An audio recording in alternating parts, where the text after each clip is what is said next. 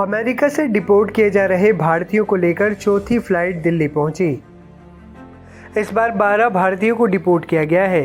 इन सभी भारतीयों को पनामा से लाया गया। इसी के साथ अब तक कुल 344 भारतीय डिपोर्ट किए जा चुके हैं। इस बार प्लेन की लैंडिंग दिल्ली के IGI एयरपोर्ट पर हुई।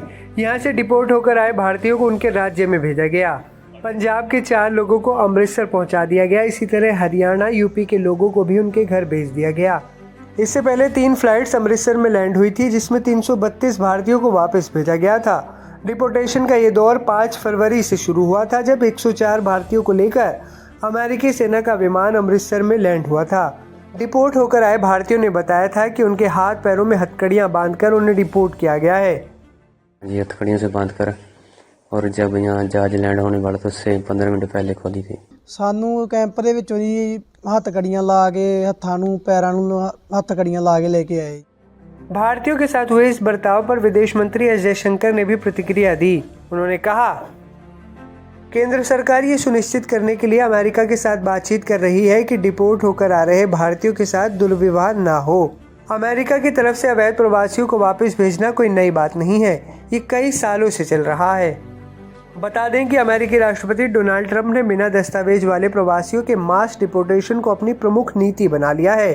उनकी नीतियों के तहत जिन लोगों को डिपोर्ट किया जाना है, उन्हें पहले पनामा के एक होटल में शिफ्ट किया जा रहा है और वहां से अधिकारी उन्हें उनके देश में वापस भेजने के लिए काम कर रहे हैं।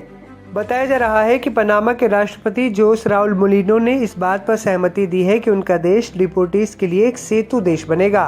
इसी के बाद से अमेरिका डिपोर्टीज को पनामा में शिफ्ट कर रहा है। अमेरिकी राष्ट्रपति ट्रंप ने अवैध विदेशी नागरिकों के बड़े पैमाने पर हो रहे डिपोर्टेशन पर कहा कि उनका प्रशासन फ्रॉड और चीटर्स को घर भेजकर दलदल को सुखा रहा है। न्यूज़ एजेंसी रॉयटर्स के मुताबिक ट्रंप प्रशासन ने इमिग्रेशन एजेंट्स को भी निर्देश दिया है कि वो उन लाखों प्रवासी बच्चों के बारे में पता लगाए जो अपने माता पिता के बिना अमेरिका में प्रवेश कर गए हैं, जिससे अमेरिकी राष्ट्रपति के मास डिपोर्टेशन प्रयास का विस्तार हो रहा है।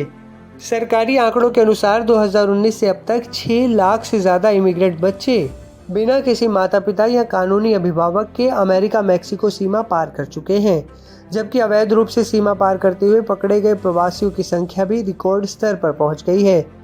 प्यू रिसर्च सेंटर की रिपोर्ट के मुताबिक 2022 तक अमेरिकी आबादी में कुल 3.3% इलीगल इमिग्रेंट्स थे।